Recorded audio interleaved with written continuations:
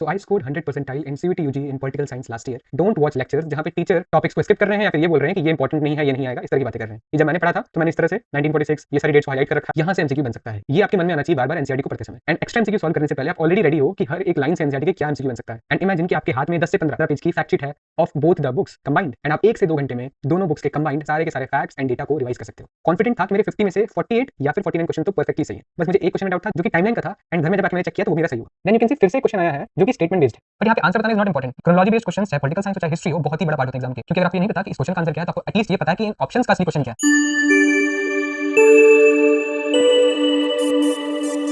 Hello everyone, welcome to Humanitas. So I scored 100 percentile in CUET UG in political science last year. So I will share my experience with you all in this video. But सिर्फ experience ही नहीं share करने वाला हूँ, बल्कि मैंने इस video को as a complete guide बनाया है, जिसमें you will get everything जो कि आपको अपनी स्ट्रैटेजी में इंक्लूड करना चाहिए in your CUET preparation for political science. So let's begin. So these will be the chapters of the video. First of all we'll talk about the syllabus, और एक doubt भी चल रहा है सिलेबस को लेके, उसके बारे में बात करेंगे। Then we will talk about how to cover this syllabus. ये सबसे इंपॉर्टेंट पार्ट और सबसे बड़ा पार्ट होने वाला है, जहाँ पे हम 5 मेन चीजों की बात करेंगे। First of all where to study from, change in mindset for CUET और ओवरऑल अप्रोच आपका क्या होना चाहिए। Number 3 is notes taking, number 4 is allocation of time, then there is my experience plus insights. Then part 2 में हम लोग बात करेंगे कंप्लीट एनालिसिस ऑफ पीवाईक्यूज। हम एक पूरा का पूरा प्रीवियस ईयर पेपर उठाएंगे जहाँ पे हम उसको एनालाइज करेंगे एंड जो चीजें आपके लिए इंपॉर्टेंट है उनको डिस्कस करेंगे। एंड या free fact sheets are also there, उसके बारे में बात करेंगे। So before starting the video you can read this disclaimer and we will begin. So सबसे पहले अगर सिलेबस की बात करूं और जो डाउट मुझे दिखा है, I did an AMA on Reddit, जहाँ पे मुझसे किसी ने पूछा that will deleted syllabus come, and मैंने पहले भी प्रॉब्लम अराइज होते हुए देखी है पिछले साल, पिछले साल, that people think that CBSE का सिलेबस इज डिफरेंट, बट आपको सीयूटी के लिए ऑलमोस्ट सब कुछ प्रिपेयर करना पड़ेगा, डिलीटेड सिलेबस भी प्रिपेयर करना पड़ेगा, पहले जो अपडेटेड सिलेबस है, जो ओल्ड सिलेबस है, सब कुछ आपको प्रिपेयर करना पड़ेगा। But that's not the case. CUET अपना हर सब्जेक्ट का प्रॉपर सिलेबस अपलोड करता है एंड अपडेट करता है हर साल। You can go on the CUET website and political science का सिलेबस देख सकते हो, एंड जाने की इसमें कोई जरूरत नहीं, क्योंकि मैं पूरा का पूरा सिलेबस यहीं पे उठा के ले आया हूँ। पहले बात करेंगे बुक 1 की। अब मैं एक चीज आपको दिखाने की कोशिश करूंगा, आप ये देखना। टोटल हमारे 9 टॉपिक्स दिए हैं, okay, and we will see कि एरा 140 डोमिनेंस पहला चैप्टर है या कोर्स कंटेंट का पहला पार्ट है, and this is basically chapter 2। आप सारे टॉपिक्स देखोगे, you will get to realize that this is chapter 2। जो टॉपिक 2 है nation, that is basically challenges of nation building, जो कि हमारा पहला चैप्टर है। इसी तरह से ये चैप्टर 3 है, ये चैप्टर 4 है, चैप्टर 5 है। ये जो 8 एंड 9 दो टॉपिक्स हैं, ये कंबाइंड अपना लास्ट चैप्टर है, recent development in Indian politics.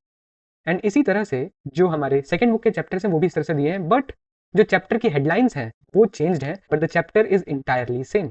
Now people who have doubt कि रिलेटेड सिलेबस आएगा कि नहीं, क्या मुझसे कोल्ड वॉर के बारे में पूछा जा सकता है, so you can check the chapter topic by topic. आपको एक टॉपिक दिया है कि कौन सा आपसे पूछा जा सकता है, एंड यू विल रियलाइज कि कोई भी डिलीटेड सिलेबस नहीं आ रहा है।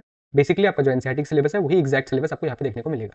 सो this is what I wanted to talk about the syllabus. And last में लिख रखा है कि syllabus is equal to whole NCERT. जब आप पूरा का पूरा सिलेबस एक बार एनालाइज कर लोगे, you will get to realize कि सिलेबस और कुछ नहीं बल्कि मेरी पूरी की पूरी एनसीईआरटी की दोनों बुक्स हैं। सो हम शुरू करते हैं अपने इस वीडियो का, अपने इस गाइड का सबसे important topic, which is how to cover this syllabus, या फिर बेसिकली अगर हम बोले तो how to approach NCERT for political science. So let's begin with the first part, which is where to study from. So मेरा recommendation ये है, फिर मेरी डिवाइस ये है कि अगर आप ढूंढने की कोशिश करोगे तो आपको यूट्यूब में ही सब कुछ मिल जाएगा। With the help of YouTube for lectures, for PYQs and a little bit help with websites, internet, आपको सब कुछ मिल सकता है पॉलिटिकल साइंस के लिए, ईच एंड एवरी मटेरियल। कुछ चीजें आपको इंपॉर्टेंट ध्यान में रखनी है, विचार पहला है one shots will not work. जो लोग ये सोच रहे हैं कि मेरे पॉलिटिकल साइंस के 15 चैप्टर्स हैं एंड मैं एक चैप्टर की 1 घंटे की 40 मिनट वाली जो वन शॉट्स हैं उससे देख लूंगा, जिससे कि मैं पहले अपना CUT के लिए सिलेबस कंप्लीट कर लूंगा। सो प्लीज ये डेंजरस चीज बिल्कुल भी मत करना, because as I said NCERT पूरी की पूरी इंपॉर्टेंट है। If you watch my video about how you should prepare for CUT as a whole, या फिर आपका CUT लिए अप्रोच कैसा होना चाहिए, तो आई हैव टोल्ड देयर कि NCERT as a whole is important, from a tiny line given in the corner to the most popular important topic. So one shots will definitely not work. Second चीज है, don't watch lectures made for boards purpose. इसमें दो चीजें होंगी। पहली चीज कि teachers आपको लेक्चर्स बोर्ड्स के पर्सपेक्टिव से पढ़ा रहे होंगे, एंड सेकंड चीज ये होगी कि वो लेक्चर्स काफी सारे sources, boxes, timelines, each and everything miss कर जाएंगे। एंड थर्ड चीज है, डोंट वॉच लेक्चर्स जहां पे टीचर टॉपिक्स को स्किप कर रहे हैं या फिर ये बोल रहे हैं कि ये इंपॉर्टेंट नहीं है, ये नहीं आएगा, इस तरह की बातें कर रहे हैं। As I told you, NCERT as a whole is important, कुछ भी लेस इंपॉर्टेंट या ज्यादा इंपॉर्टेंट नहीं है। सो प्लीज ऐसे टीचर्स को आप मत देखिए। सो बेसिकली लास्ट में सवाल आपके लिए आता है कि what kind of lectures to watch then. So basically जो मैंने आपको नहीं बताया वो आपको नहीं करना है। दैट मीन्स आपको ऐसे लेक्चर देखने हैं जो कि पहली बात CUT के लिए ही बने हो, सेकेंडली ईच एंड एवरीथिंग वहां पे कॉम्प्रिहेंसिवली कवर हो रही हो। ये चीजें आपको ध्यान में रखनी है। यहाँ पे मैंने लिख रखा है कि buy a course only if you think that course is worth the money. अब यहाँ पे वर्थ द मनी का मतलब क्या है कि अगर आप कोर्स बाय कर रहे हो तो आपको पता होना चाहिए जहां से आप उस कोर्स को बाय कर रहे हो वहां पे आपको लेक्चर्स मिले, जैसे कि मैंने आपको ऑलरेडी बताया। दूसरी चीज, आपको मॉक टेस्ट की अच्छी सीरीज मिले, पीवाईक्यूज, MCQs की प्रैक्टिस के लिए आपको होल लॉट ऑफ मटेरियल मिले। You can check the reviews, you can check the feedbacks and everything. उसी के बाद जाके आप कोई ना कोई कोर्स लो, वरना कोर्स लेने की जरूरत नहीं है। Second point of this part covering syllabus is change in mindset for CUT। अब change in mindset for CUET या फिर आपका अप्रोच क्या होना चाहिए सीयूटी को लेके, उसके अंदर भी बहुत सारे टॉपिक्स हैं। तो पहला टॉपिक है it is mandatory to cover everything. I have already told you कि हर चीज आपको कवर करनी है। एक एग्जांपल देके समझाता हूँ। कई सारे लीडर्स के आपको ऐसे बॉक्सेस मिले होंगे, उसके अंदर भी जो डेटा अच्छे से दिया गया है उसको भी आपको अच्छे से पढ़ना है। यू कैन सी कि जब मैंने पढ़ा था तो मैंने इस तरह से 1946 ये सारी डेट्स को हाईलाइट कर रखा है। कुछ इंपॉर्टेंट चीजें, Gandhian worker left government to participate in salt satyagraha, ये सारी चीजों को भी हाईलाइट कर रखा है क्योंकि मुझे इन सब चीजों को रिटेन करना है, क्योंकि इस तरह के क्वेश्चंस आते हैं। यू कैन बी आस्क्ड कि आइडेंटिफाई दिस लीडर, एंड उसके बाद आपको यही सारे स्टेटमेंट बना के दे रखे होंगे। सेकंड चीज जो आपको इस तरह से स्पीचेस के एक्सर्प्ट दिए होते हैं या किसी लीडर का कोई कोट दिया होता है, इस तरह के भी जितने भी सेंटेंसेस, डायलॉग्स दिए हैं, मोनोलॉग्स दिए हैं, उनको भी आपको अच्छे से पढ़ना है। सो आपको याद होना चाहिए कि ये स्टेटमेंट ज़ोउ एनलाई के बारे में किसने दिया था। देन एक और बहुत ही माइन्यूट चीज बताऊंगा which is for example communist party of India का ये पार्टी लोगो है। सो आपको ये भी याद रखना है, this can also come. Then cartoons में जो डिटेल्स दी होती हैं, कार्टून के डिस्क्रिप्शन दिए होते हैं, वो भी आपको याद रखने हैं, बिकॉज कार्टून भी पूछे जा सकते हैं और ये पूछा जा सकता है कि कार्टून में कौन कौन सी लीडर्स आपको दिखाई दे रहे हैं। देन इमेजेस के डिस्क्रिप्शन आते हैं, वो भी आपको देखने हैं, आपको ये भी देखना है। देन अगर आपके पास टाइम बचता है एंड अगर आप कर सकते हो तो आपको इस तरह के स्टैट्स को भी एक बार अच्छे से देख लेना है। पार्टी पोजीशंस इन 17th लोकसभा यानी कि 2019 के जो इलेक्शंस थे, वहां पे आपको कुछ चीजें याद होना चाहिए, जैसे कि मैंने हाईलाइट कर रखा है 56% सीट्स बीजेपी को गई थी, आईएनसी को 10% गई थी, और कुछ इंपॉर्टेंट पार्टीज का डेटा। एंड यहाँ जो आपको बुक 1 में मूवीज दी गई हैं उससे भी क्वेश्चन पूछे जाते हैं। आपको पूरा प्लॉट नहीं पूछेंगे, बट आपको एक आइडिया होना चाहिए कि मूवी किस बारे में है। एंड शुरुआत के सीयूईटी एग्जाम्स में आपसे डायरेक्टर का नाम, स्क्रीन प्ले किसने किया, वो भी पूछा जा चुका है। दैट इज वाई मैंने इसको हाईलाइट कर रखा है, तो आप उन चीजों को भी याद कर सकते हैं। सो अब आपको पता चल गया होगा कि आपको कितना ज्यादा डिटेल में एनसीईआरटी को पढ़ना है। Then the second point is subjective versus objective approach. Now this is a myth कि आपको सिर्फ ऑब्जेक्टिव डेटा में फोकस करना है, जहां पे आपको सिर्फ डेट्स याद रखनी है, सिर्फ फैक्ट्स याद रखने हैं। This is not the case. NCERT को आपको ऐसे अप्रोच बिल्कुल भी नहीं करना है। You will get two types of questions. Okay, मैंने यहाँ पे टू टाइप्स ऑफ क्वेश्चन आपको यहाँ पे दिखाए हैं। First type of question is in which year Lithuania declared independence. जो लोग अभी बोर्ड्स का पेपर देके आ रहे हैं उनको क्यों नहीं होगा इस चीज का। सो बेसिकली ये मैंने टाइमलाइन से क्वेश्चन उठाया एंड इस तरह के क्वेश्चंस आते हैं। तो ये एक डायरेक्ट क्वेश्चन है, आप ऑब्जेक्टिवली स्टडी कर सकते हो विद मेकिंग ट्रिक्स, उससे आप इसको 2 सेकंड में 1 सेकंड में क्रैक कर लोगे, बिकॉज अगर आपको याद है लिथुआनिया कब डिक्लेयर इंडिपेंडेंस किया था तो आप तुरंत उसको क्रैक कर लोगे। And second type of questions आएंगे असर्शन रीजनिंग या स्टेटमेंट बेस्ड क्वेश्चंस, जहां पे आपको इस तरह से असर्शन दिया होगा फिर रीजन दिया होगा। तो आपको इन तरह के क्वेश्चंस के लिए क्या करना है, you have to maintain a objective approach for subjective theory. Subjective theory जितनी भी है, जो कि आपको ऐसा लगता था कि सिर्फ बोर्ड्स के लिए ही इंपॉर्टेंट है, वो सिर्फ बोर्ड्स के लिए इंपॉर्टेंट नहीं है, वो सीयूटी के लिए भी बहुत ज्यादा इंपॉर्टेंट है। क्योंकि कई बार असर्शन रीजनिंग क्वेश्चंस टिकी आते हैं, कई बार स्टेटमेंट बेस्ड क्वेश्चंस कुछ लेसर इंपॉर्टेंट लाइन से उठ के आ जाते हैं, उनको भी आपको क्रैक करना है। As all questions are mandatory, तो आपको हर चीज के लिए प्रिपेयर होकर जाना है। दैट इज वाई आपको सब्जेक्टिव थ्योरी जो है उसके लिए भी एक ऑब्जेक्टिव अप्रोच में स्टडी करनी है। What do I mean by objective approach? इसका मतलब ये है कि जब आप सब्जेक्टिव थ्योरी पढ़ रहे हो, जब आप पैराग्राफ्स पढ़ रहे हो जहाँ पे फैक्ट्स डेटा नहीं लिखी है, वहां पे भी आपको एमसीक्यू की तरह पढ़ाई करनी है। तो एमसीक्यू की तरह पढ़ाई करना है, फिर एमसीक्यू के पर्सपेक्टिव से पढ़ाई करना, इसका मतलब क्या होता है ये हम अगले पॉइंट पर समझते हैं, which is MCQ driven study methodology. यहां से एमसीक्यू बन सकता है, ये आपके मन में आना चाहिए बार बार एनसीईआरटी को पढ़ते समय। अब मैं पूरा एक एग्जांपल देके आपको अच्छे समझाता हूं इसका मतलब क्या है। मैंने पहले चैप्टर का पहला पैराग्राफ उठाया, पहले टॉपिक उठाया है एंड यहां से मैं आपको समझाता हूं। सो यू कैन सी मैंने ये पूरा का पूरा पैराग्राफ रीड किया, और रीड करते समय मैं कैसे रीड कर रहा हूं, मैं कैसे पढ़ रहा हूं, मैंने ये लाइन देखी, this was the famous tryst with destiny speech that you are familiar with. तो यहां से मैंने नोट कर लिया, यहां से डायरेक्ट एमसीक्यू बन सकता है। मुझसे सीधे सीधे पूछा जा सकता है कि 15 अगस्त को जवाहरलाल नेहरू प्राइम मिनिस्टर ने कौन सी स्पीच दी थी, what was it titled. So direct MCQ बन गया। फिर मैंने नेक्स्ट पैराग्राफ पढ़ा और मुझे वहां से एक एमसीक्यू और दिखा, ऐसे कौन से 2 गोल्स थे जिसपे सब लोग एग्री कर रहे थे। तो 2 गोल्स क्या थे, democratic government and run for the good of all. So ये भी बन सकता है एमसीक्यू। मैंने यहाँ से एमसीक्यू ऐसे आइडेंटिफाई कर लिया।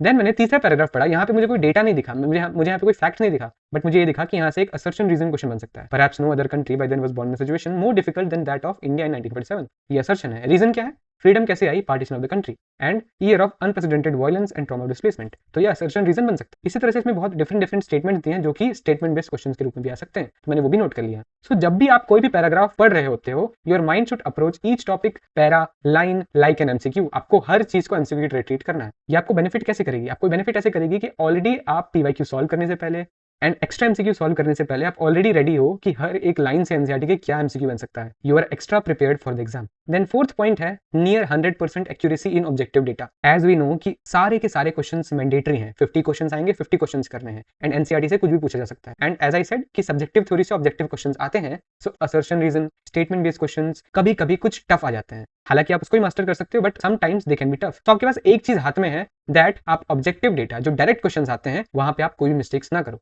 So basically you are getting 50 questions and 50 questions में से आपको 40 to 45 questions ऑब्जेक्टिव डेटा से पूछे जाएंगे, या बेसिकली आपको 75% क्वेश्चंस ऑब्जेक्टिव डेटा से पूछे जाने वाले हैं। And you have to make sure, आपको मेक श्योर करना है कि आप उन क्वेश्चंस को बिल्कुल भी गलत नहीं कर सकते, आपको नियर 100% एक्यूरेसी मेंटेन करनी है। अब इसको कर कैसे सकते हैं, मैंने कैसे किया, मैंने फैक्ट शीट्स बनाई इस तरह की। अब आप देख सकते हैं कि चैप्टर 3 है politics of plan development India book का। एंड ये थोड़ा छोटा चैप्टर है बट आप देख सकते हैं कि मैंने पूरे के पूरे चैप्टर के facts, data, date, stats, numbers, हर एक चीज को एक ही पेज में कवर कर लिया है। मैं एक आपको ग्लिम्स देता हूँ। यू कैन सी यहाँ से शुरू किया 1955 एंड 68, ये यहाँ पे स्टैम्प्स इशू हुए थे। सो बेसिकली ये स्टैम्प्स का डिस्क्रिप्शन है। देन उड़ीसा विलेज का जो बॉक्स दिया है वो मैंने पूरे यहाँ पे 3 से 4 लाइन्स में डिटेल आउट कर लिया। Then you can see planning commission के बारे में, नीति आयोग के बारे में बॉक्स दिया है। Then about budget, then about first 5 year plan, second 5 year plan, fourth 5 year plan, हर चीज का जो डेटा है एंड रॉ इन्फॉर्मेशन है उसको मैंने नोट डाउन कर लिया। सो बेसिकली आप बोल सकते हैं कि मैंने पूरे के पूरे चैप्टर की ऑब्जेक्टिव डेटा अच्छे से कवर किया सिर्फ एक पेज में। एंड इमेजिन कि आपके हाथ में 10 से 15 पेज की फैक्ट शीट है of both the books combined, and आप 1 से 2 घंटे में दोनों बुक्स के कंबाइंड सारे के सारे फैक्ट्स एंड डेटा को रिवाइज कर सकते हो। एंड इमेजिन अगर आप यही चीज 10 से 15 बार कर लोगे, so will you not be able to maintain this near 100% accuracy. So मैंने अपने सारे फैक्ट शीट्स जो हैं वो अवेलेबल कराए हैं फॉर फ्री, आप लिंक डिस्क्रिप्शन में देख सकते हो and you can get assistance from those sheets. So अगला पार्ट है नोट्स टेकिंग। अब बहुत स्टूडेंट्स इस चीज के लिए परेशान रहते हैं कि मैं नोट्स कैसे बनाने हैं, नोट्स बनाने चाहिए नहीं। सो मैं अपना एक्सपीरियंस बताने की कोशिश करूंगा। फर्स्ट ऑफ ऑल मैं अपनी मिस्टेक के बारे में बात करना चाहूंगा। मैं आपको बस एक बार ये अपने नोट्स दिखाऊंगा जो कि मैंने chapter 1 challenges of nation building के लिए बनाए थे। नाउ यू विल सी कि आपको लगेगा कि बहुत ही केयरफुली क्राफ्टेड और बहुत ही ऑर्गेनाइज्ड वे में बनाए हैं। बिल्कुल आप देख पाओगे कि मैंने हर एक टॉपिक का हर एक सब्जेक्टिव डेटा जो इंपॉर्टेंट है एमसीक्यू परस्पेक्टिव से एंड हर एक ऑब्जेक्टिव डेटा अच्छे से लिखा है, हाईलाइट किया है, रेड पेन का यूज किया है इंपॉर्टेंट चीजों के लिए, एंड पेंसिल से कुछ अदर इंपॉर्टेंट चीजों को भी लिखा है। इसी तरह से आप देख सकते हैं 1 page, 2 page, 3 page, 4 page, 5 page, 6 page, total 6 pages का मैंने यहाँ पे एक चैप्टर के नोट्स बनाए हैं। यू कैन सी कि मैंने यहाँ पे लीडर्स भी इंक्लूड किए हैं, क्रिएशन ऑफ न्यू स्टेट, ये जो पूरी की पूरी डेट्स दी थी लास्ट के पेज में वो भी नोट करी है, about the movie, about the boxes, everything. ये मैंने करा था अप्रैल के शुरुआत के 5-10 दिन में। एंड सिर्फ एक चैप्टर के इस तरह के नोट्स बनाने के लिए जो कि सीयूटी के लिए परफेक्ट है, ये बनाने के लिए मुझे ऑलमोस्ट 3, 4, 5, 6 घंटे लगे with studies combined for this chapter. इसके 2 डिसएडवांटेजेस हैं। एक, आपके पास ऑलरेडी बहुत कम टाइम है एंड आपको उतने कम टाइम में आपको सिलेबस भी कंप्लीट करना है सीयूटी के अकॉर्डिंग एंड आपको प्रैक्टिस भी करना है अच्छे से विद रिविजन। एंड इतने कम टाइम में आपको ऑलरेडी बहुत ज्यादा टाइम जाएगा इस तरह के नोट्स बनाने में। एंड सेकेंडली, अगर आप इनका रिविजन करना चाहते हो लास्ट के दिनों में, सो वो भी आप अच्छे से नहीं कर पाओगे बिकॉज आपको 6 पेजेस पर चैप्टर है। सो हम बोल सकते हैं कि 80 से 90 पेज यानी कि ऑलमोस्ट एक बुक के बराबर सारे के सारे चैप्टर्स के कंबाइंड नोट्स बनेंगे। तो आपको उन सब नोट्स का रिवीजन करने के लिए एटलीस्ट एक पूरा दिन लगने वाला है। सो ये चीज मैंने रियलाइज कर ली थी शुरुआत के ही 5 से 10 दिन में। दैट इज वाई मैंने फैक्ट शीट्स बनाना शुरू कर दिया। एंड एक और चीज करी विच इज मैंने एनोटेट करना शुरू किया एनसीईआरटी को। ये बताने से पहले मैं एक चीज बोल दूंगा, अगर आपके पास टाइम है एंड अगर आप सच में करना चाहते हो, हालांकि मैंने आपको ऑलरेडी बता दिया कि डिसएडवांटेजेस क्या है, तब आप इनको बना सकते हो। एंड इफ यू थिंक कि आपको लास्ट के दिनों में हेल्प कर सकते हैं, आप 1 से 2 दिन पूरा दे सकते हो रिवीजन के लिए, then you can make it, there is no issue with it. So मैंने क्या किया वो मैं आपको बताता हूँ। मैंने एनसीईआरटी को एनोटेट किया। पहले मैं इस सेक्शन में लेके जाना चाहूंगा विच इज, यू कैन सी मैंने हाईलाइटर्स डेडिकेट कर लिए अलग अलग टास्क के लिए, अलग अलग फीचर के हिसाब से एनसीईआरटी के। मैंने ब्लू हाइलाइटर यूज किया डेट्स एंड नंबर्स के लिए, मैंने येलो हाइलाइटर यूज किया इंपॉर्टेंट स्टेटमेंट्स के लिए, और मैंने पिंक हाइलाइटर यूज किया इंपॉर्टेंट स्टेटमेंट्स के कंटिन्यूड रीजन या फिर एक्सप्लेनेशन के लिए, मैंने ऑरेंज हाइलाइटर यूज किया फैक्ट्स एंड टर्म्स के लिए। एंड यहाँ पे आप देख भी सकते हो, यहाँ पे मैंने लिखा है एसेंशियल फॉर नोट मेकिंग क्या है, जो कि मैंने फैक्ट शीट में इंक्लूड किया है, political leaders, political parties, movies, numeric data sheet. So ये जो हाइलाइटिंग टेक्निक है ये आप देख सकते हैं इस पेज में। You can C October 1962, 1957 and all, ये सब मैंने ब्लू से हाईलाइट किया है। एंड ऑरेंज से किस तरह से हाईलाइटेड है, येलो से किस तरह हाईलाइटेड है। सो जब मैं फर्स्ट रीडिंग लगा रहा था एनसीईआरटी की, तब मैंने इस तरह से पूरा हाईलाइट कर लिया, एनोटेट कर लिया, कुछ फ्लो चार्ट बना लिए यहाँ पे इस तरह से, जो कि मुझे और ज्यादा हेल्प करें जल्दी चीजों को ग्रैस्प करने के, रिटेन करने के। इससे फायदा क्या हुआ, जहां पे मैं उन लेंदी सीयूटी नोट्स को एक पूरे दिन में पढ़ूंगा या फिर 6 पेज लंबे वो नोट्स बनाने पड़ेंगे, टाइम लगेगा, वहां पे मैंने रीड करते करते ही, पढ़ते पढ़ते ही इस तरह के एनोटेट कर लिया। एंड दूसरी चीज ये हुई, अगर मुझे सिर्फ डेट्स एंड नंबर्स रिवाइज करने, सो मैं क्या करूंगा, अपनी एनसीईआरटी खोलूंगा और सिर्फ जो ब्लू पार्ट है, सिर्फ only and only the blue highlighted part, मैं उसको रिवाइज कर लूंगा एंड मुझे सारी की सारी डेट्स एंड नंबर्स याद हो जाएंगे। अगर मुझे सारे के सारे इंपॉर्टेंट फैक्ट्स, टर्म्स और स्टेटमेंट्स याद करने हैं, उसको रिवीजन करना है, देन मैं सिर्फ और सिर्फ एनसीईआरटी की ऑरेंज हाइलाइटेड पार्ट को पढ़ लूंगा। एंड इस तरीके से जिस तरह कभी मुझे रिवीजन करना है, मैं वो कभी भी कर सकता हूँ। एंड इस तरह से एनसीईआरटी को हाईलाइट करना, एनोटेट करना is less time taking, and उसका रिवीजन करना भी लेस टाइम टेकिंग है। सो ये मेरे लिए बहुत ज्यादा एफिशिएंट था। प्लस ऑलरेडी मैं आपको फैक्ट शीट के बारे में बता चुका हूँ एंड इसकी इंपॉर्टेंस कितनी है वो आप जानते हो। So now we come to the next part of video which is allocation of time. So मैं सजेस्ट करूंगा आपको कि आप अपनी प्रिपरेशन को 2 फेजेस में देखिए, बल्कि 3 फेजेस में देख सकते हैं। फर्स्ट फेज इज जहां पे आपको सिलेबस को कंप्लीट करना है, जहां पे आपको सिर्फ और सिर्फ फोकस होना चाहिए, मुझे सिलेबस को कंप्लीट करना है अच्छे से। सो बेसिकली आप 2 से 3 घंटा दे सकते हो रोज, कंप्लीट करिए 75 to 100% सिलेबस एक चैप्टर का रोज। ये आपके पास टाइम नहीं है कि जहां पे आप एक चैप्टर को 2-2, 3-3 दिन दे सकते हो, आपको एक ही दिन में 2 से 3 घंटे में एक चैप्टर कंप्लीट करना है। फेज 2 में आपका क्या होगा, जब आपका पूरा सिलेबस कंप्लीट हो जाएगा, तब आपका प्रैक्टिस प्लस रिवीजन शुरू होगा, जहां पे आप रोज 1.5 से 2 घंटा दे सकते हो या फिर 1 से 1.5 घंटा दे सकते हो। यहाँ पे आप मॉक टेस्ट करोगे, सेक्शनल टेस्ट लगाओगे, रिवीजन करोगे, मॉक टेस्ट लगाओगे, जहां पे आपके वीक टॉपिक्स हैं उनको आप फिर से नोट्स एनालाइज करोगे, एनसीईआरटी फिर से उसकी पढ़ोगे, एंड इसी तरह से इसको कंटिन्यू रखोगे। Mock test, sectional test, PYQs, more MCQs and revision चलता रहेगा जब तक आपके एग्जाम ना आए। इसका एक एक्सटेंडेड फेज क्या हो सकता है, जहाँ पे आपके एग्जाम आने वाले हो, वहाँ पे आप फेज 3, वहाँ पे आप इसको फेज 3 बोल सकते हो, जहाँ पे आप कंप्लीट रिवीजन करो सारी फैक्ट शीट्स का एंड कंप्लीट रिवीजन करो एक बार पूरी NCERT का विद सम प्रैक्टिस। अब बात करते हैं मेरे एक्सपीरियंस की कि मेरा एक्सपीरियंस कैसा था। मैं अपने एक्सपीरियंस को इस चेकलिस्ट से बताना चाहूंगा। सो बेसिकली मैंने ये चेकलिस्ट बनाई थी अप्रैल की शुरुआत में, जस्ट बोर्ड्स के बाद। मैंने सारे के सारे चैप्टर्स ऐसे मेंशन कर लिए 15 के 15 एंड पहला बॉक्स बनाया NCERT का, जहाँ पे मुझे NCERT कंप्लीट करनी है। सेकंड बॉक्स बनाया मैंने नोट्स का, जहाँ पे मैं फैक्ट शीट्स बना रहा हूँ और NCERT को एनोटेट कर रहा हूँ। Third part is practice MCQs। मैं इंस्टेंटली NCERT पढ़ने के बाद प्रैक्टिस करूंगा MCQs। उसके बाद मोर MCQs, PYQs 3 साल के लगाऊंगा। उसके बाद revision and again revision. So you can see कि प्रैक्टिस और रिवीजन की कितनी ज्यादा इंपॉर्टेंस है एंड NCERT को करना भी कितना ज्यादा इंपॉर्टेंस है, बिकॉज रिवीजन भी बेसिकली NCERT का ही हो रहा है। तो आप इस तरह की चेकलिस्ट बना सकते हो जिससे कि आपको बहुत ज्यादा क्लैरिटी मिलेगी अपने प्रिपरेशन फेज में। आपको क्लियर रोड मैप पता है कि मैं किस तरफ बढ़ रहा हूँ। अब कुछ चीजों की बात करते हैं। First is how I complete my syllabus. तो मैंने कैसे कंप्लीट किया। सो आई ऑलरेडी टोल्ड यू कि मेरी मिस्टेक क्या रही, जहाँ पे मैं लेंदी नोट्स बनाने लग गया था। फिर उसके बाद मैंने वो क्विट किया एंड मुझे रियलाइज हुआ कि मेरे पास बहुत ज़्यादा टाइम नहीं है। सो मुझे बेसिकली NCERT हर चैप्टर की अच्छे से पढ़नी है एंड रोज के रोज मैं एक एक चैप्टर कंप्लीट करूंगा। सो अराउंड 10 से 15 अप्रैल मैंने शुरू किया। मेरे डोमेन सब्जेक्ट्स थे physical education, history and political science. तो मुझे रियलाइज हुआ कि मैं ये तीनों डोमेन सब्जेक्ट्स रोज के रोज नहीं कर सकता हूँ, मुझे रोटेट करना पड़ेगा इन सब्जेक्ट्स को। सो बेसिकली मैं फिजिकल एजुकेशन के नोट्स बनाता था एंड उसके साथ साथ सिर्फ पॉलिटिकल साइंस पढ़ रहा था। I was not studying history at the time. So मैंने अपने आपको ये डेडलाइन दी कि मैं अगले 15 दिन में 15 चैप्टर कंप्लीट कर दूंगा, यानी कि मैं हर एक दिन एक चैप्टर कंप्लीट करूंगा। एंड वो 15 चैप्टर कंप्लीट करने के बाद फिर मैं हिस्ट्री स्टार्ट करूंगा, जहां पे मैं अगले 15 से 20 दिन में हिस्ट्री कंप्लीट करूंगा। एंड हिस्ट्री कंप्लीट करते टाइम मेरा रिवीजन फेज भी शुरू हो जाएगा पॉलिटिकल साइंस का। सो इस तरह से मैं रोज के रोज अपने एक एक चैप्टर कंप्लीट कर रहा था। अब मैं करता क्या था, मैं 2 से 3 घंटे में लेक्चर देखते हुए पूरी की पूरी NCERT को एनोटेट करता था एंड फिर डिनर के बाद सोने से पहले मैं पूरी की पूरी एनोटेटेड NCERT को एक बार अच्छे से पढ़ता था। एंड इसी फेज में मैंने हर चैप्टर के 50 से 100 MCQs भी किए हैं। सो इस तरह से मैंने सिलेबस को कंप्लीट किया ऑलमोस्ट 15 दिनों में एंड फिर मेरा रिवीजन फेज स्टार्ट हुआ। So next point is revision only. Revision मैंने कैसे किया। सो रिवीजन के लिए मेरी कोई ऐसे क्लियर एक सेपरेट स्ट्रैटेजी नहीं थी। रिवीजन ये था कि आपको फैक्ट शीट्स रिवाइज करनी है और आप जितनी बार NCERT, जितनी खाली टाइम में आप NCERT को पढ़ सकते हो। जैसे कि मैंने बताया कि ऑरेंज हाईलाइटेड पार्ट को पढ़ लिया कभी बैठ के, और कभी होता था कि अचानक से मेरे दिमाग में आया कि लिस्बन ट्रीटी कब आई थी, which is given in timeline. So अगर मुझे याद ही नहीं आया कि लिस्बन ट्रीटी कब आई थी तो मुझे डाउट आ जाता था इंस्टेंट। एंड फिर मैं सोचता था कि okay this is the time, सारे के सारे ब्लू हाईलाइटेड पार्ट को जहाँ पे डेट्स एंड नंबर्स लिखे हैं उसको एक बार रिवाइज करते हैं। सो इस तरह से मैं कॉन्स्टेंट रिविजन कर रहा था। एंड रिविजन के ही टाइम पे I was doing the practice also, जहाँ पे मैं प्लेथोरा ऑफ MCQs कर रहा था। इसका मतलब क्या है, मैंने कोई टेस्ट सीरीज अलग से नहीं खरीदी थी पॉलिटिकल साइंस के लिए। बेसिकली मैं क्या करता था, यूट्यूब खोलता था एंड जितने भी यूट्यूब चैनल आपको मिल सकते हैं जो कि आपको 200 MCQs, 100 MCQs, 50 इंपॉर्टेंट MCQs जो भी वीडियोस ला रहे हो, आप उनको खोलिए, 2x पे चलाइए एंड हर एक MCQ को खुद से अटेम्प्ट करते करते +5 सेकंड्स करते करते आगे बढ़ते जाइए। यहाँ पर आते आते हुआ ये था कि मेरी एक्यूरेसी ऑलरेडी बहुत ज्यादा अच्छी हो गई थी। ऑलमोस्ट 90 to 99% मैं क्वेश्चन देखते ही क्रैक कर लेता था because of these 2 phases. And जो मेरे बच्चे कुछ MCQs गलत होते थे मैं उनको भी यहाँ पे परफेक्ट करता जा रहा था। एंड इसी प्रैक्टिस के साथ साथ मैंने कुछ मॉक टेस्ट भी लगाए। अब एक और पॉइंट के बारे में बात करना चाहूंगा which is exam experience and scoring 100%। So basically मैं झूठ नहीं बोलूंगा बट मेरा जो पेपर था वो 30 मिनट से पहले खत्म हो गया था। सो 60 मिनट्स में मुझे 50 क्वेश्चन करने थे एग्जाम टाइम के अकॉर्डिंग, बट मेरा 30 मिनट से जस्ट पहले एग्जाम कंप्लीट हो गया था। एंड मैं वहीं पे कॉन्फिडेंट था कि मेरे 50 में से 48 या फिर 49 क्वेश्चन तो परफेक्टली सही है। बस मुझे एक क्वेश्चन में डाउट था जो कि टाइमलाइन का था एंड घर में जब आके मैंने चेक किया तो वो मेरा सही हुआ। And basically why was I able to score 100% और मेरे 99.8 या 9 क्यों नहीं आए, मुझे उसका रीजन ये लगता है कि मैंने NCERT को इतने अच्छे से पढ़ा था कि जो मेरे 1 से 2 क्वेश्चन जो मैंने आपको बताया कि मुझे उनमें डाउट था वो भी मैंने लॉजिकली क्रैक किए।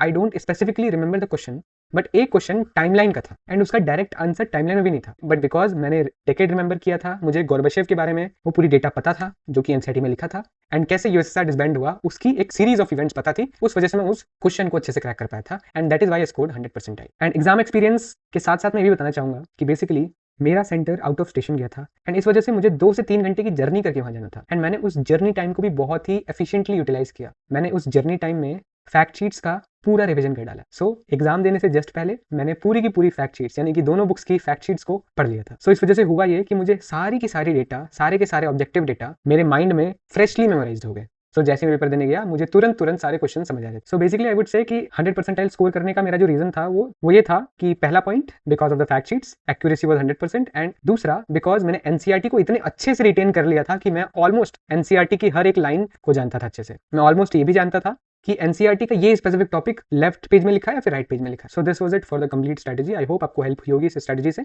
अब हम लोग करते हैं कंप्लीट पीवाईक्यूज एनालिसिस। बेसिकली आप बोल सकते हैं कि मैथ से पहले आपकी ये नेट्स प्रैक्टिस है जहां पे हम लोग अंडरस्टैंड करने की कोशिश करेंगे एग्जाम को and range and variety of questions को टैकल करेंगे। So let's analyze some PYQs. So this is the previous year paper which we are going to analyze. अब इसमें हम लोग 50 के 50 क्वेश्चन के आंसर नहीं देने वाले हैं। मैं 50 के 50 क्वेश्चन को ऑब्जर्व या एनालाइज नहीं करने वाला हूँ। मैं इस पूरे के पूरे प्रीवियस ईयर पेपर में जितनी भी चीजें आपके लिए इंपॉर्टेंट हो सकती हैं, जितने भी फीचर्स, जितने भी इनसाइट्स मैं आपको दे सकता हूँ वो देने की कोशिश करूंगा, जो कि आपको अपने एग्जाम में हेल्प कर सकती हैं। So you can see this is the first question जो कि हमें पूछा गया है, which among the following was not a challenge to nationhood in the immediate post independent India.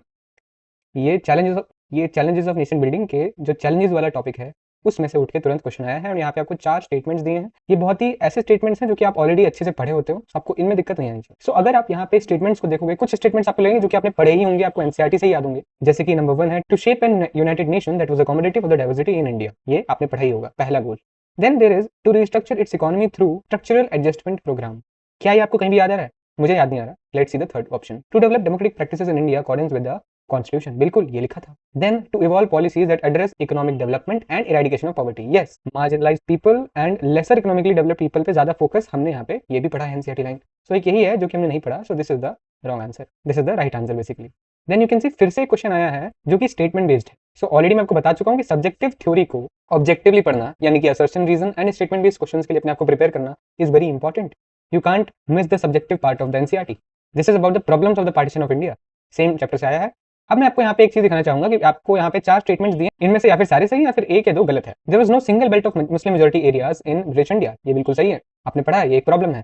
Then there were areas in Bengal and Punjab provinces जहां पे non Muslim majority है। Minorities दोनों साइड की ही सफर करी थी वायलेंस। ये तो बहुत ही ऑब्वियस है, कॉमन सेंस वाला स्टेटमेंट है। बट अगर आप ऑप्शन बी को देखोगे तो कई लोगों ने, जिन लोगों ने एनसीईआरटी की हर एक लाइन को अच्छे से नहीं पढ़ा है, हर लाइन को इंपॉर्टेंट मानते हुए नहीं पढ़ा है, वो शायद इस स्टेटमेंट को भूल सकते हैं that Khan Abdul Ghaffar Khan of North Eastern Frontier Province two nation theory को अपोज करते थे। वो पाकिस्तान का फॉर्मेशन नहीं चाहते थे, वो यूनाइटेड इंडिया में रहना चाहते थे। So that is why correct answer will be A B C and D and not A B C या फिर बी सी डी या फिर ए सी डी। सो अगला क्वेश्चन आप देख सकते हैं which is which of the following part of the Indian constitution is related to DPSPs. India's external relations वाले चैप्टर में इसका आंसर दिया गया है। ये पार्ट 3 है, पार्ट 4 है, 5th है, फिर 6th है। अगर आपने promotion of national integrity and वो वाला जो पूरा बॉक्स है वो अगर आपने पढ़ा है सो आपको इसका आंसर आएगा। Although this is a direct question, direct fact question पूछा गया आपसे, बट ये आप तभी क्रैक कर पाओगे जब आपने हर एक बॉक्स को अच्छे से पढ़ा होगा। सो you can C next question आया है, फर्स्ट जनरल इलेक्शंस कब हुए थे। आप कई लोगों को इसका आंसर पता होगा, this is a very direct question. ठीक है, आप सीधे सीधे 51 52 पे लगा दोगे नंबर 1 पे। बट अगर ये क्वेश्चन सेम क्वेश्चन होता और ऑप्शन ऐसे फ्रेम होता, number 1 51, number 2 52, number 3 and 4 53 and 54, अगर ये ईयर्स आपको दिए होते तो आप कौन से ऑप्शन पे आंसर टिक करते। अगर आपने चैप्टर 2 के फर्स्ट पेज की हर एक लाइन अच्छे से पढ़ी है देन आपको पता होगा कि इन इलेक्शंस को 1952 इलेक्शंस बोलते थे या फिर 1951 इलेक्शंस बोलते थे, बिकॉज इन दोनों ईयर में से एक ईयर में मेजॉरिटी ऑफ द वोटिंग हुई थी। So if you have studied the NCERT also correctly, very sincerely, तो आप इस तरह के डायरेक्ट क्वेश्चन जो लगते हैं उनको भी क्रैक कर लोगे। देन यू कैन सी एक और बहुत ही डायरेक्ट क्वेश्चन आया है। क्वेश्चन आया है how many women were not recorded in the first draft of the electoral roll. अब ये भी आपको उसी पेज में दिया गया है। As I remember, I think its answer 40 lakh है if I remember correctly. But यहाँ पे आंसर बताना इज नॉट इंपॉर्टेंट। इंपॉर्टेंट ये है कई सारे ऐसे फैक्ट्स, नंबर्स आएंगे जो कि आपको लगा कि मैं इसको स्किप कर सकता हूँ, but then you can see कि इतना माइन्यूट सा डिटेल, इतना माइन्यूट सा फैक्ट कि कितनी वुमेन नहीं रिकॉर्ड हुए थे फर्स्ट ड्राफ्ट में, वो भी आ चुका है। सो यू कैन सी कि आप किसी भी फैक्ट को, किसी भी छोटे से छोटे नंबर को भी अंडर एस्टिमेट नहीं कर सकते। Then you can see question आया है कि कौन सा पॉलिटिकल लीडर इंडिपेंडेंस डे के सेलिब्रेशन में पार्टिसिपेट नहीं किया था, जिसने महात्मा गांधी सेक्रीफाइस वाला जो पेज है उसको अच्छे से पढ़ा, ही नोस और शी नोस कि MK Gandhi is the right answer. Then same India external relations वाला जो अपना चैप्टर था उसी में से मैंने आपको बताया कि वो डीपीएसपी वाला क्वेश्चन आया था, उसी बॉक्स से आई थिंक ये क्वेश्चन आया है, promoting international peace and security and it is article 51। सो उस बॉक्स की भी आपको सारी डिटेल्स, अगर कोई आर्टिकल वहां पे मेंशन है, कोई पार्ट मेंशन है कॉन्स्टिट्यूशन का, वो भी आपको याद रखना है।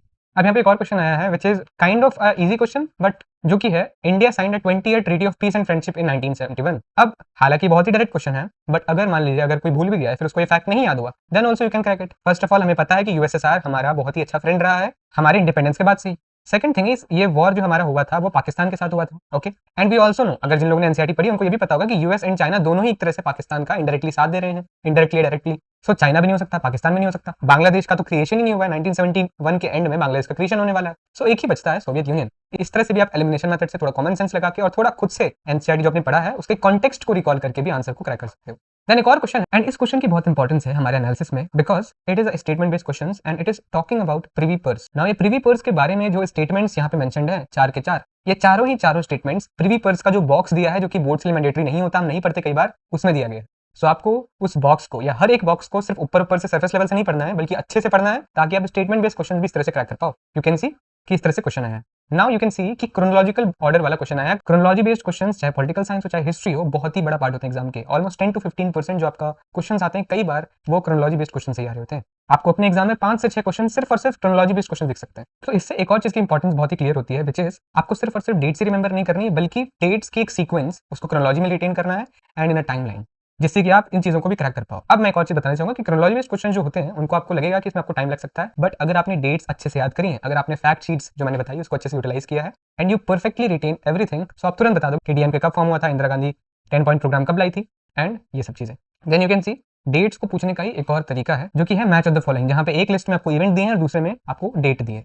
एंड होता क्या है दैट आपसे ऑलरेडी बहुत सारे डायरेक्ट क्वेश्चंस पूछे जा रहे हैं। पॉलिटिकल साइंस और हिस्ट्री में ऑलरेडी बहुत सारे डायरेक्ट क्वेश्चंस आते हैं।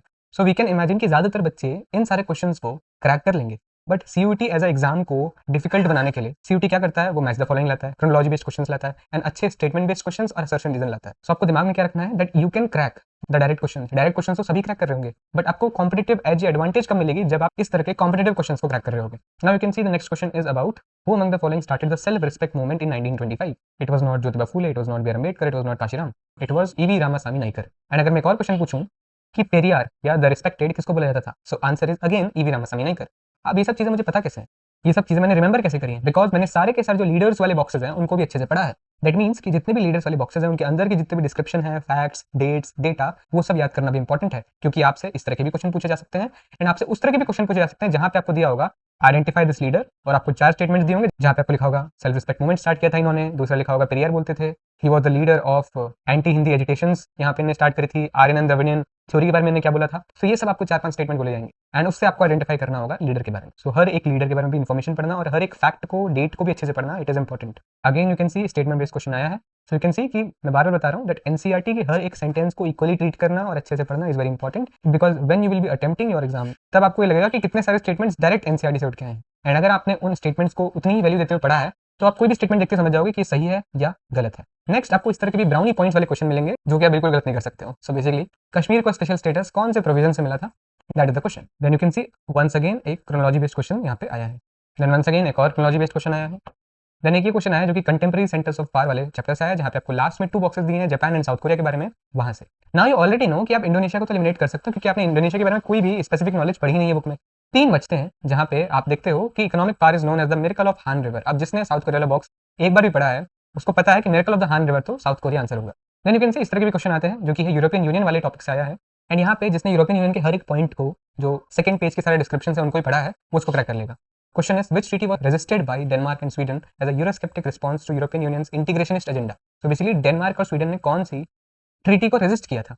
सो क्या ये बैंकॉक डिक्लेरेशन हो सकती है? बिल्कुल नहीं, यूरोपियन यूनियन में बैंकॉक डिक्लेरेशन आ नहीं सकती एंड वी ऑलरेडी नो कि ये एशियान वाली है। वार्सो पैक्ट में पता है कि this is concern with USSR, Soviet union. And third is strategic arms limitations treaty. ये ट्रीटी भी हम लोगों ने सिक्योरिटी वाले चैप्टर में पढ़ी है। सो एक ही ट्रीटी बचती है विच इज मास्ट्रिच ट्रीटी। अगर आपने भी नहीं भी पढ़ा है then also you can crack it.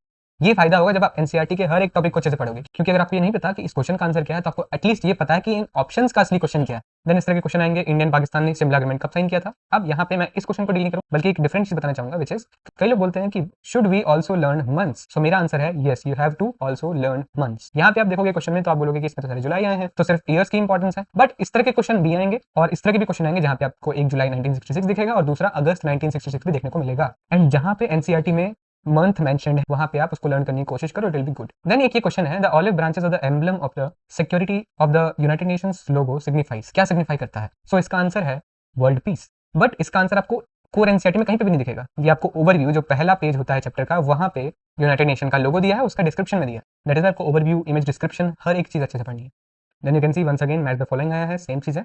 यहाँ आपको कुछ इवेंट्स दिए हैं और यहाँ पे आपको उनकी डेट्स दी हैं। देन यहाँ पे आपसे एक क्वेश्चन पूछा गया है जो कि इंटरनेशनल ऑर्गेनाइजेशंस वाले चैप्टर से आया है। एंड अगर आपको याद हो तो इंटरनेशनल ऑर्गेनाइजेशन वाले चैप्टर में आपको बहुत सारे बॉक्सेस दिए हैं जिनमें अलग अलग ऑर्गेनाइजेशंस के बारे में डिस्क्रिप्शन दिया है। सो उन डिस्क्रिप्शंस को, उन सारी ऑर्गेनाइजेशंस के बारे में पढ़ना भी इंपॉर्टेंट है। But what if you don't remember something from those boxes, तो आप उसको तभी क्रैक कर सकते हैं इस तरह के अगर ऑप्शंस आते हैं तो। क्वेश्चन है which of the following international institutions important role play करता है in determining economic policies across the world. So once again हम इसको ऐसे क्रैक करेंगे human rights watch economic policy से बिल्कुल भी कंसर्न नहीं हो सकता। Same goes with Amnesty International, because हमें पता है कि ये भी ह्यूमन राइट से डील करता है। देन हमारा आता है IAEA which is concern with atomic energy, ये भी हमें याद है, ये भी नहीं हो सकता इकोनॉमिक पॉलिसी के लिए। बचता है International Monetary Fund, and we know कि International Monetary Fund is concern with economic policies. अगर मुझे नहीं भी पता देन ऑल्सो मैंने इन तीनों को एलिमिनेट करते हुए नंबर 1 को आंसर पहचान लिया।